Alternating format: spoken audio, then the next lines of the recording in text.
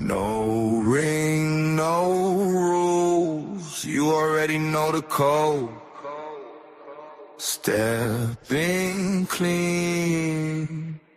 Leave louder. No ring, no rules. We make our own way. No ring, no rules. Legend starts today. No ring, no rules. Watch us take the crown. No ring, no rules. We don't back down. Lights off, name on, pressure in the room. Cold eye, sharp grin, big talk, sealed doom. We came built for it, heavy in the chest. Every line hits hard, every move say less. Hear that hush now, that's the room goes still. One breath, one spark, then we break the seal. No ring, no rules. We make our own way.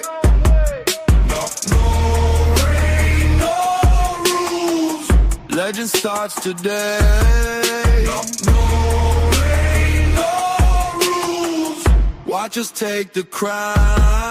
No ring, no rules. We don't back down. No script, only nerve and skill. No leash, no chain, only what is real. From the first word out to the final roar. If you want the war, we give you more.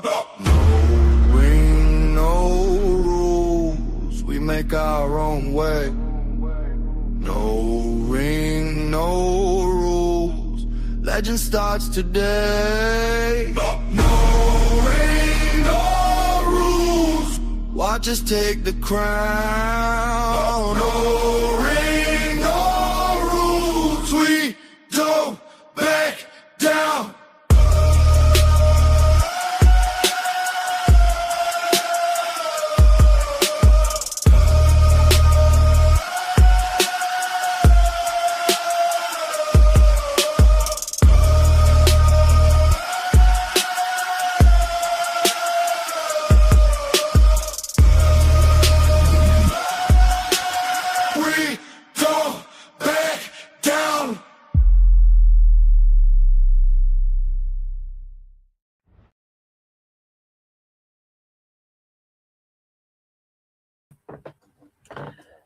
Ladies and gentlemen, boys and girls, welcome to another episode 3 here with more releases and more screw-ups for the topic. And before I invite my good friend of mine and we'll cover all the necessary basics here, I'm going to give you my intake for this intro here. You know, we're just not watching wrestling anymore. You're watching a billion-dollar machine move in real time.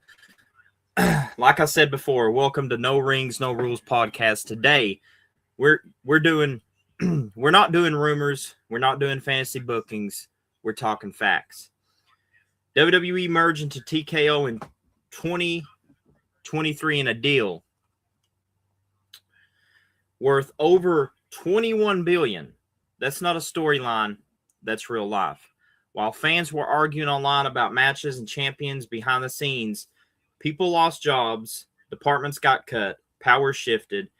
So the question's simple. Is this the evolution of WWE or the moment it stopped being what fans fell in love with it? Let's get into it. And before we do, I'm going to go ahead and invite DJ Chaotic in. Welcome, DJ. What up, ladies and gentlemen? Hope everybody's enjoying your day today, having a safe, prosperous one. So, you know, we out here doing the daily work for wrestling fans. Now, there's a lot of things that, I definitely got to get off, being a WWE fan and seeing all the stuff that TKO is doing to destroy the very company we watch, we loved, we've stuck our nose out for, and pretty much, had the, blood, sweat, and tears to watch the product. It really hits a lot of nerve because here's the thing that I'm going to say here. This is one of those TKO bullshit that could have been avoided especially knowing that TKO is not giving a damn about the fans. They only worried about the money to get themselves out of debt. We already know that. I mean, these releases are pretty much proven why. I mean, we'll cover the detail on that. Before we do, I feel like this isn't, No Ring, No Rules podcast. I feel like this is necessary to talk about. When Vince McMahon ran the company before he sold it to TKO, you didn't have this problem. You didn't have, budget cuts. You didn't have releases. You didn't have all this necessary bullshit that was going down the drain. Right. Now, here's the thing. When Vince ran the company like a real wrestling business. He didn't invite these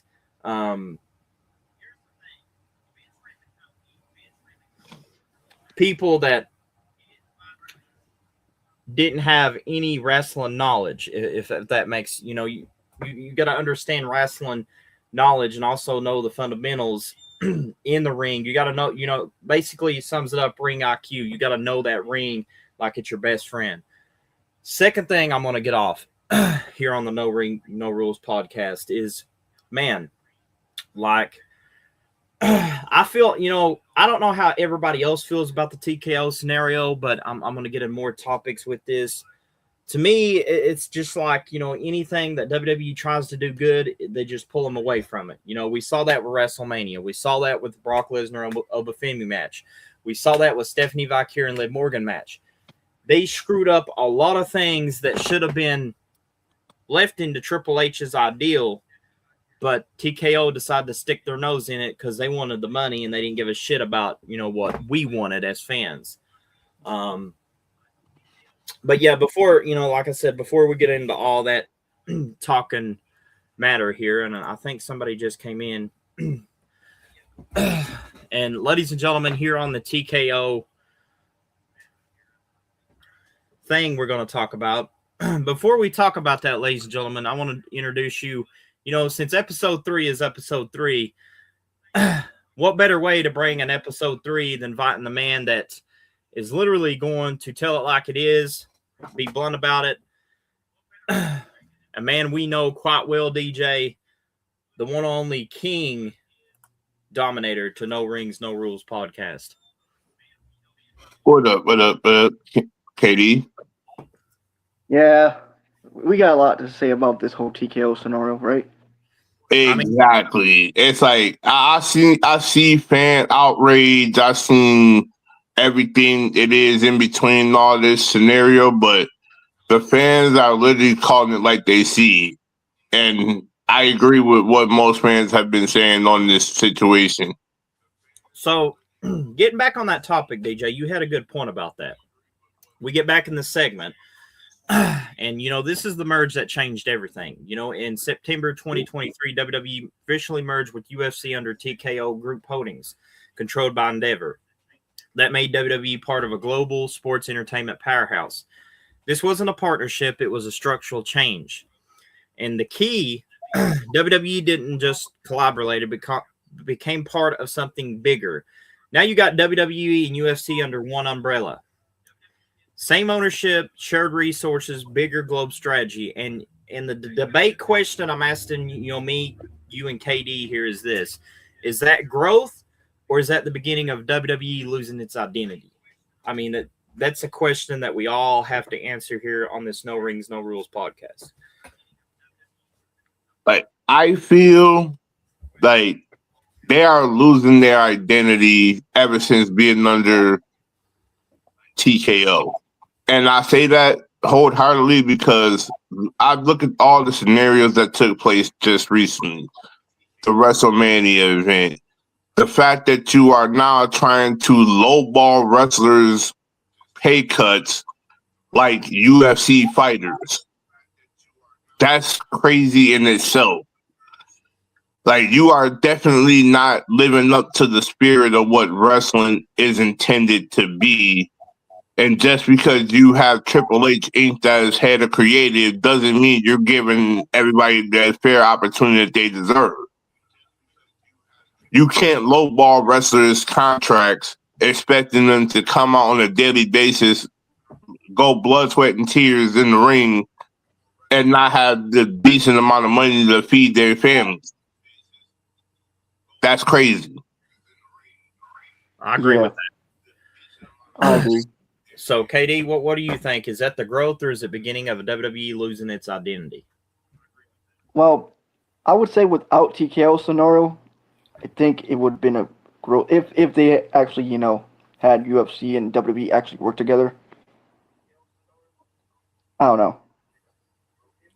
All I do know is that for a fact they are actually losing their identity because of the whole TKO thing. Because they're taking out superstars that were in there for a long time. I mean, let's talk about why it's 6, man. Let's talk about that. Why did they take out Matt Johnson? They did that. They were trying to do a whole storyline because of Bray's death. That's kind of disrespecting the man himself that created and made that thing what it is today. That's what TKO was doing, trying to, get rid of something that Bray Wyatt had most likely started from the get-go. If it wasn't for Bray Wyatt, there would be no, Wyatt sick. Well, Agreed. Another topic I want to get on too with the release, and they also had another good tag team. They also had the former TNA World Tag Team Champions, Motor City Machine Guns. I feel like that releasing them is going to bite them in the ass, and let me explain why. You take Motor City Machine Guns, and their accomplishments of what they did, and especially in TNA, and even though they won the WWE Tag Team titles, but still, TNA was their home base. You take that in consideration, and it feels like that WWE does not care about, me personally, I think WWE does not care about the fans like what we want. It's about what they want. I could be wrong, but that's just how I feel about it. So, don't take that personally like, he's, saying that WWE is, or TKO is only caring about not us, but, them. But personally, that's the way I look at it because, the screw-ups that they've been doing recently. We look at WrestleMania. They could have had longer match cards, and God, for the love's sake of God, like, dude, they had longer. I'm sorry, DJ, I'm going to steal your line here. They had longer commercials that was probably longer than my dick. Not taking. Hey, the line is justified in certain scenarios. I mean, hey. But it is what it is because it's proven and seen. Like, you can't sit up here and expect to have a decent product if you're putting on 5-minute, 6-minute style matches. Certain matches should be longer than 5-6 minutes. Matches should be at least a good 10, 20, or 30-minute style matches. WWE has lost the whole narrative of what their matches was back in the day versus how they are now. You're what I would like to say predictable in most cases, and that's what's killing them. Their predictability. The only thing that for me that was unpredictable in WrestleMania for night 2 was Brock Lesnar retiring. Fact. Because he was supposed to retire on SummerSlam, but I guess he wanted to actually. He actually liked what Oba was doing, so he passed the torch to him. Well, here's the thing about that, and I'm going to put my sense into it. Like, I feel like they could have made that match longer. Like, I feel like that WWE, especially WrestleMania, especially that match between Brock and Oba, I feel like that they could done, a 3 stages of hell between Brock and Oba. That to me, that would have been awesome to see, 3 stages of hell match between Oba and Brock. Let's say if, Oba got the first fall, Brock got the second one, and, Oba got the third, still, I would have been happy because they went through 3 stages of hell, whatever the match was. If, the first match was a steel cage, second match was a Inferno match, or the third match was an I Quit match, something to that nature. 3 stages of hell, especially the size that both of those men possesses. I mean, you take a look at Obafemi, compare him to Brock. Brock, yes, he's been a WWE champion. Yes, he's been NCAA college wrestling champion. And let's not forget, he's went to the UFC to conquer their division in the heavyweight division, become the heavyweight of the world, beating the legend Randy Couture for the UFC heavyweight title. I mean, you take a look at CM Punk for a minute. CM Punk tried to do the same thing, could not do what Brock Lesnar did. Brock Lesnar outmaneuvered, outclassed, set a record for WWE wrestlers that probably will not be beaten. I'm just saying, I mean, Brock's, one of a kind. That's true. Love him or hate him, that guy, he does possess a lot of talent. Now, we go back to that question. Is that growth, or is that the beginning of WWE losing its identity? Well, me, I'm going to answer this question twofold, 2 different ways. The growth part, I really think that it would benefit them if they pulled their ass away from TKO. They would definitely be growing, because now they got their own ways of doing stuff. They got their own ways of operating, even if, you have to give the company back to Shane, Stephanie, or even, Triple H taking over. One of those 3 would make that company. And, the thing is about those 3, yes, even though Vince can't get his job back, Vince, can still have say-sos, what goes on to help, shed the light and shed the knowledge down to the generations that is going to be taken over through the McMahon family. I think personally, that's the best route that they should have went with this. Now, we get on to losing its identity. Here's what I think. Literally, it's going to cost a lot of fans. Probably, I don't really want to see this happen, but, you guys remember, how WCW went down. So, yeah. I think WWE, if they don't change its course, it's going to be like another WCW. In other words, it's pretty much going to shut down, and we ain't going to see this WWE we once loved. It's pretty much going to be done, over with, and out of the way. But to me, I really think that WWE could really progress better and grow better if it was in the hands with Triple H, Stephanie McMahon, or Shane. Agreed. 110% agreed. Or, I mean, or, even if Triple H don't want to run it, Stephanie or Shane, I mean, hell, give it to The Undertaker. I mean, hell, he showed what he could do with AAA. Triple A. Yeah, I mean, hell, give it to The Undertaker. Give it to Mark Calloway. Mark Calloway will pretty much run the business on what he sees fit, but still, I mean, give it to somebody that's actually been there in WWE, knows what they're doing, knows the, like I said, the ring IQ, knows how to operate, in the ring and also behind the scenes. Don't give it to somebody that wears a suit and tie that has more money in their pocket just because they want to buy it out and make people like us lose value and don't want to watch wrestling anymore, is what I'm trying to say. Yeah, I don't care who does, but as long as they don't make Oba look like shit. And it feels like this is another thing that is bothering me with this whole scenario right now.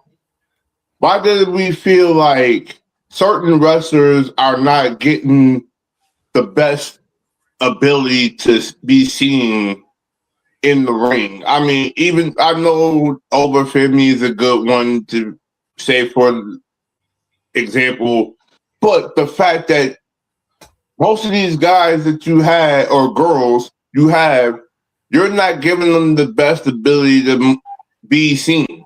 Like, why do we have to have Alexa and Charlotte in a mid-card lineup when both those 2 names should be more top-tier talented to be able to go for a heavyweight championship? You know? It feels like we're losing value with so many names that should be present now. Like, when are you going to give Alexa Bliss her actual moment to be seen? I mean, here's the thing that I'm going to say here on this second segment. I'm going to end the first segment of the talk show, and this talks about the releases, you know.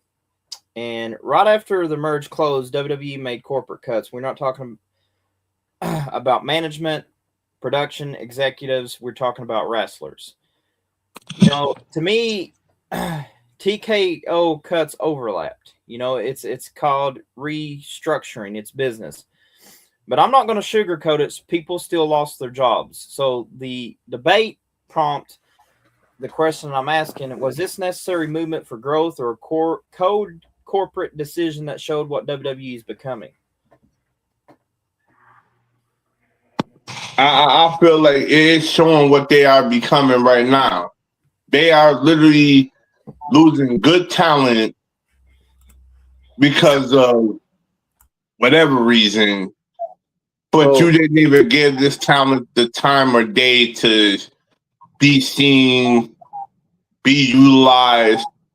It's like looking at what the New Day, the New Day being the best dominant tag team you had on that roster, and you didn't want to treat them with the same respect or give them the right money to move on. But unfortunately, it wasn't even about the money. It was more, what are you going to do for Kofi and Xavier that's going to make them feel like they deserve it to be in the tag team scene? Like, I feel like a lot of tag teams now in WWE are not there yet. Like, you're putting together teams on the fly. This is what's killing the business. Agree. I think Austin wants to be part of this, but I'm gonna go for a bit to charge up my phone. All right, sound good, Katie. Thank you for stopping by. No problem. Right. Now we're going to bring Austin to the stream. Welcome, Austin Danger. And I think KD's dipping out because he's got to do something. So thank you, KD, for... Yeah, he said he's going to go try to charge his phone. His phone's been acting up lately. We're going to ask you the question, Austin, that DJ answered, and now it's went to you. Was this necessary move growth or corporate decision that showed what WWE is becoming with them releasing stars? You know, like Aleister Black. I'm going to say this. With them releasing the entire Wyatt Six, that's actually a bad move on their part. That is a very bad move on their part.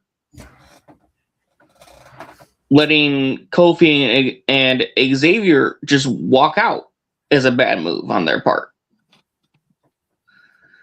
Releasing JC Mateo and Tonga Loa, bad move on their part. Along with releasing Kairi Sane, when she is literally one half of the Kabuki Warriors with Asuka.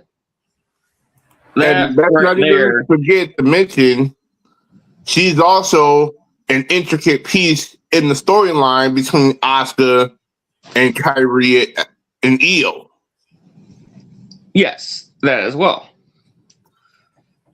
But the thing that shocked me about that is, why would y'all release her when she is literally in a storyline with Asuka and Io?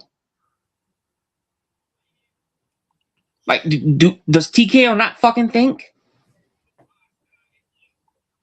It feels like you just took the most intricate piece of a storyline.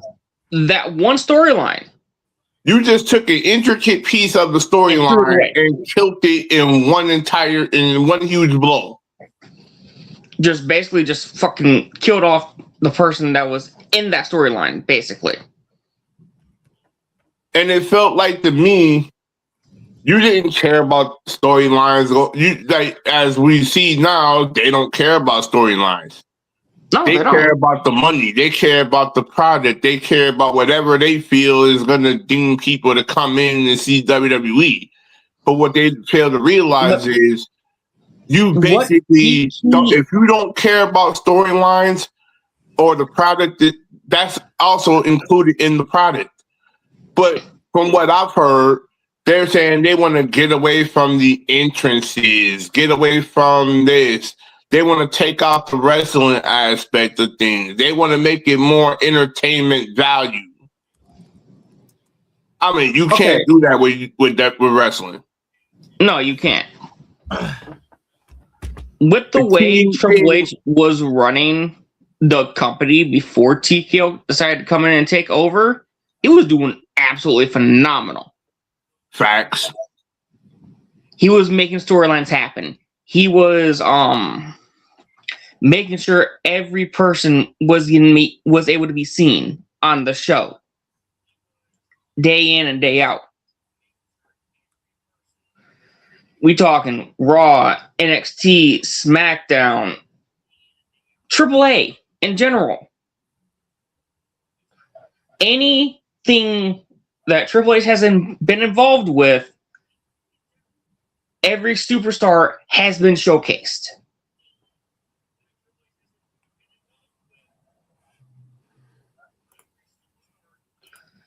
And with TKO trying to get rid of Triple H, that got on my fucking nerves.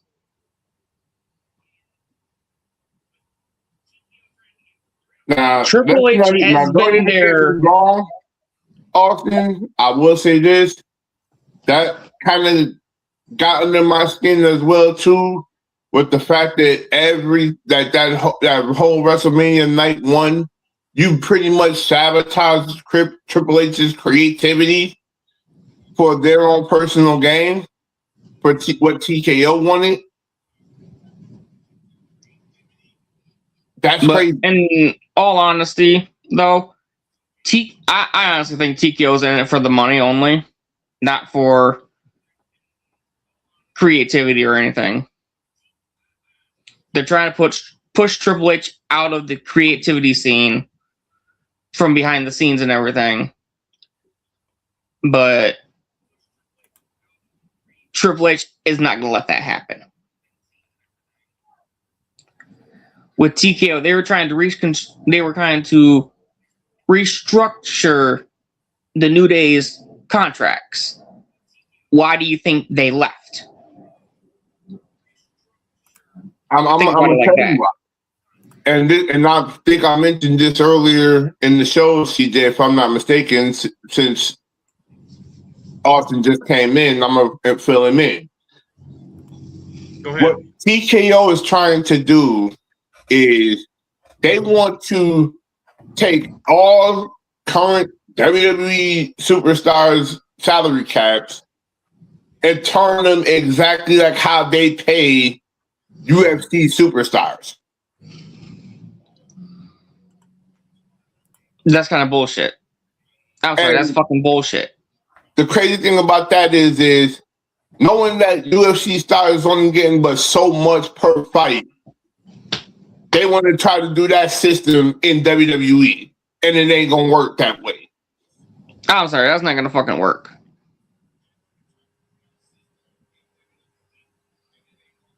UFC is fight in boxing. So desperately to say, oh, mid-carders deserve this amount, which I don't know how much that would be in TKO's eyes, but then you want to say your top tier champions gets this amount of money, and also per what I've been seeing, and I'm gonna break this down to y'all.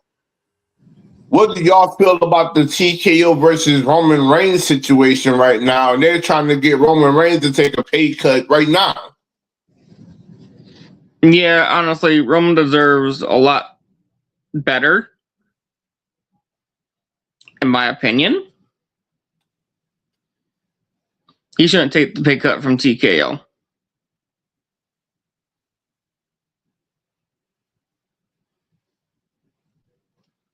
Honest to God, truth, he should not take that pay cut. But this is what, and then like I've seen that from the sources, they said, "Oh, TKO is trying desperately to have Roman Reigns take a pay cut this, that, and the third. Roman already said he's wanting to drop the title to Jacob Fatu at the pay-per-view this year because now they pulled Roman from certain shows moving forward. And I'm sitting up here like, sneaky TKO, they trying so hard to do the obvious. And Roman, and what we heard Roman say at the pay-per-view was, oh, he's going to be there all summer. Kind of feels like it's not going to be true.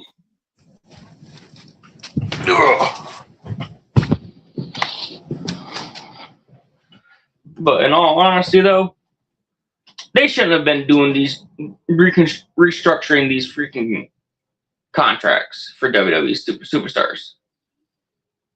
They should not have been doing that. My personal opinion is fucking stupid. It's not only stupid, but it also kills what fans love about the business. You got people trying to grow up to be wrestlers, be entertainers, be in the business, look up to these guys as guides. But here's the thing. In reality, in reality, you have literally every corporate structured person trying to kill what we love. Mm-hmm. And it don't feel right to us as fans, nor does it feel right to the wrestlers that work their ass off to do it. To make a living from doing this. Exactly. It just feels like a huge spit in the face. No, you want to know what it really feels like? Whole. To me, it feels like a bit of a smack in the face. I've been watching WWE for years. And they want to restructure every current WWE superstar's contract to where they get a certain amount per fight. Yeah, that's kind of fucking stupid. They're trying to do UFC mentality contracts as a whole. But the thing I'm trying to get at, it may work for UFC. It's not going to work for wrestling. Tell you that much right now. CJ has a huge gripe probably with that structure as a whole, but that's where it lies. It lies solely on TKO, preferably Mark Shapiro and Ari Emanuel and Dwayne Johnson. Yep. And Dwayne, you being who you are, you should be stepping in saying to these guys, no, that ain't good for business. You're a wrestler. Stand up for the wrestlers. Where the fuck are you? Always all fucking making movies and whatnot. But, ladies and gentlemen, I think we covered pretty much everything here on episode 3 about their screw-ups and releases and all that. But before we close, I want to say this as my last final statement, then I'll let it go to DJ and also Austin. TKO, quit fucking up a product we love just because you want to become cheap corporate bastards behind a suit and tie that you don't want to pay your wrestlers the money they deserve for putting their body on the line. And for the dear love of God, quit destroying careers that you guys, I mean, I'm pretty sure everybody in that office has never done wrestling except for The Rock. You know, that's about the only person that's on that board. I mean, to be honest with you, CJ, The Rock is the chairman of TKO. So he should be stepping in and saying, quit messing with my fucking product. Pretty much. But I'm going to give it to DJ and then Austin, and we're going to close No Ring, No Rules podcast. Like, here's the one scenario. I'm going to say this right now, TKO. You have one damn job to make the fans feel entertaining, feel worth it, and appreciate it for everything that we've done to watch this business grow as a whole. But now, if your greedy minds think you're going to crush the business that we love, please do us all the favor. Stand aside. Let Triple H have everything at his disposal, and let him bring a team of people that's going to make the company feel important to us. Because right now, you're all greedy, money-hungry, selfish fucks that think that you are entitled to what you all want. Listen to the fans and observe. Like all the executives who think that they can restructure WWE contracts, yeah, leave that shit to fucking Triple H. Let him do his job and communicate with the current WWE superstars on both the Raw roster and the SmackDown roster. Let him make the decisions of to restructure their contracts or not. Like, so, but for real, let Triple H handle what WWE is. Don't start coming in and trying to be money hungry as sharks.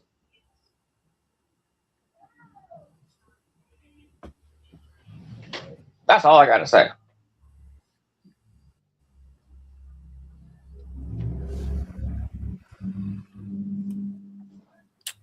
Ladies and gentlemen, that is No Rings, No Rules podcast, and we will see you guys if there is an episode 4 on TKO. That was DJ and Austin Danger and myself, and we're closing out.